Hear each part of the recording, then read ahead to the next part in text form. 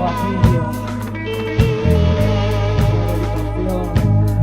Dedicaciones de punto a punto, enemigas perfectas, Elena Peña, Lorenzo Comida, llamaron estafa a lo que durante largos años ha venido siendo una cruda matanza. Hablo de España, del vasto imperio, de sus putos herederos, de todos aquellos que sabían que la dictadura no moría con solo decir Franco ha muerto, el guerrero de facto. Lo llamaron transición, el mayor expolio montado junto a los American People. Sangre y toneladas de heroína, la primera no tenía dormida. Familia entera controlada por tricones de charol, todos y con muchas peloteras. Soy español, tanto que apesta.